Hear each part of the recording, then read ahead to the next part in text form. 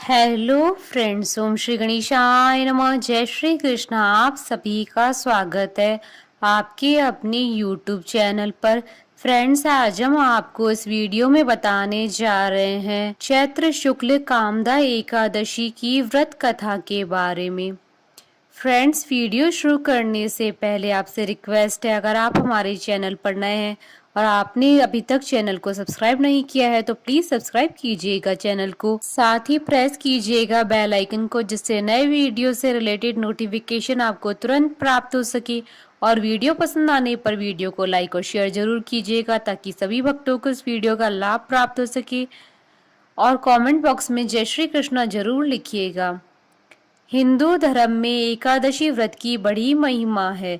पद्म पुराण के अनुसार स्वयं महादेव जी ने नारद जी को उपदेश देते हुए कहा था, एकादशी महान पुण्य देने वाली होती है। एकादशी प्रत्येक माह में 2 बार आती है, एक शुक्ल पक्ष में, दूसरी कृष्ण पक्ष में।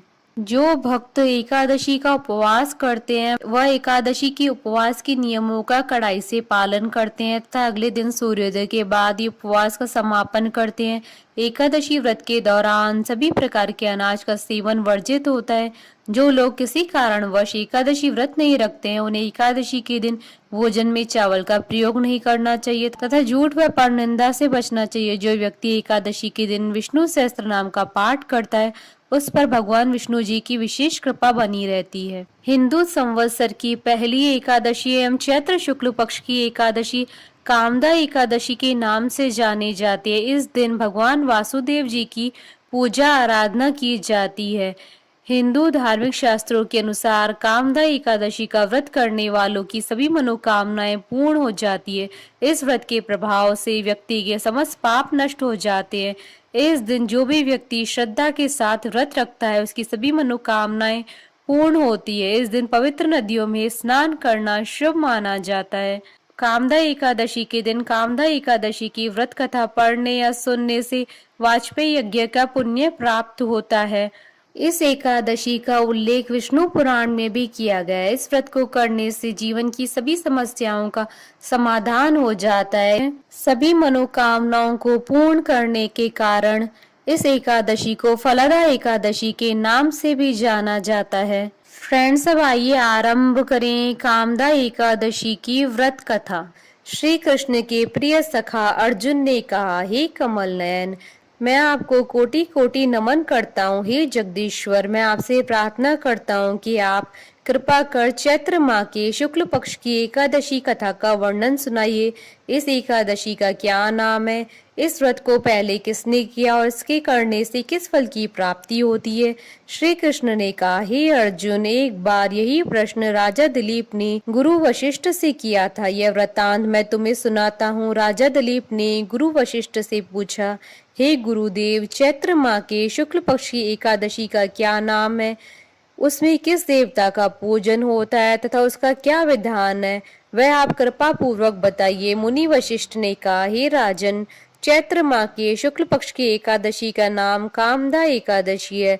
यह समस्त पापों को नष्ट करने वाली है। जैसे अग्नि काष्ठ को जलाकर राख कर देती है, वैसे ही कामदा एकादशी के पुण्य के प्रभाव से समस्त पाप नष्ट हो जाते और तेजस्वी पुत्र की प्राप्ति होती है। इसके उपवास से मनुष्य निष्कृष्ट योनि से मुक्त हो जाता है और अनंततः उसे स्वर्ग की प्राप्ति होती है। अब मैं इस एकादशी का महात्म्य सुनाता हूँ, ध्यान पूर्वक श्रवण करो। प्राचीन समय में भागीपुर नामक एक नगर था जिस पर पुंडरीक नाम का एक राजा राज्य करता था। राजा पुंडरीक अनेक ऐश्वर्यों से युक्त था। उसके राज्य में अनेक अप्सराएं, गंधर्व, किन्नर आदि वास करते थे। उसी नगर में ललित और ललिता नाम के गायन विद्या में पारंगत गंधर्व स्त्री पुरुष अति संपन्न घर में निवास करते हुए विहार करते थे।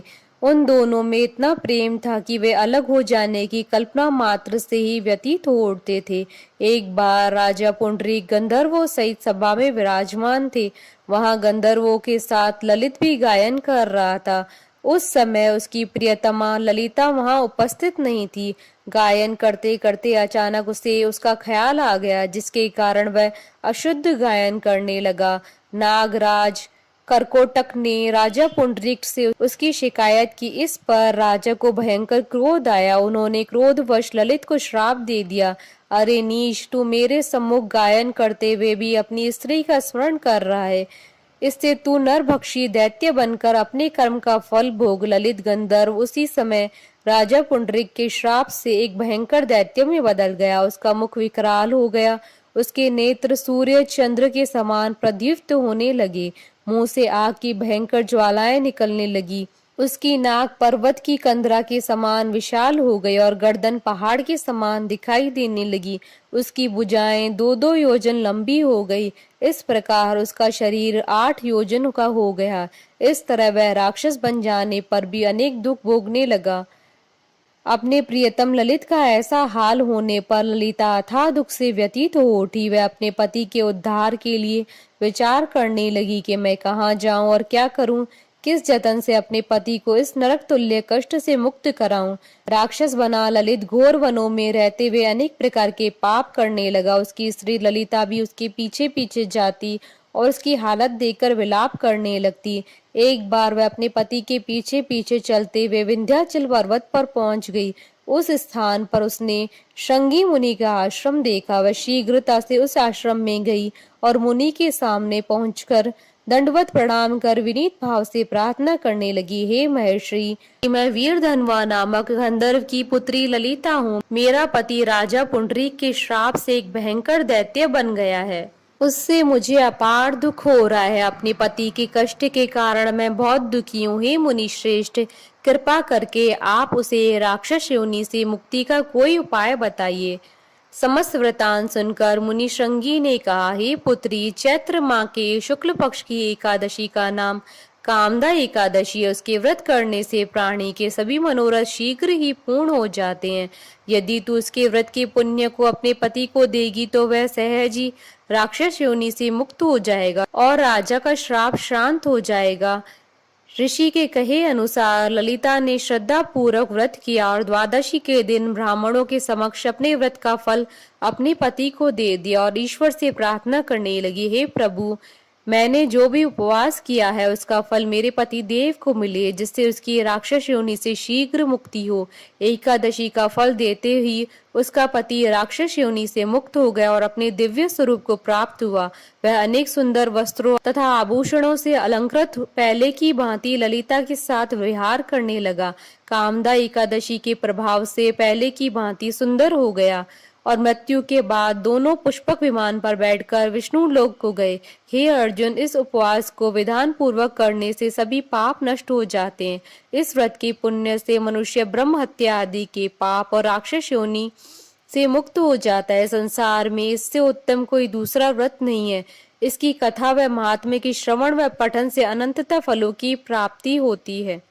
कथा सार, प्राणी अपने सुखों का चिंतन करे यह बुरा नहीं है, किंतु समय असमय ऐसा चिंतन प्राणी को उसके दायित्वों से विमुख कर देता है, जिससे उसे भयंकर कष्ट भोगने पड़ते हैं। गंधर्व ललित ने भी राक्षस होकर निंदित कर्म किए और कष्ट भोगे, परंतु भगवान श्री हरि की अनुकंपा का कोई अंत नहीं है। बोलिए भगवान विष्णु की जय, सनातन धर्म की जय। हमारे साथ इस वीडियो में अंत तक बने रहने के लिए आपका धन्यवाद।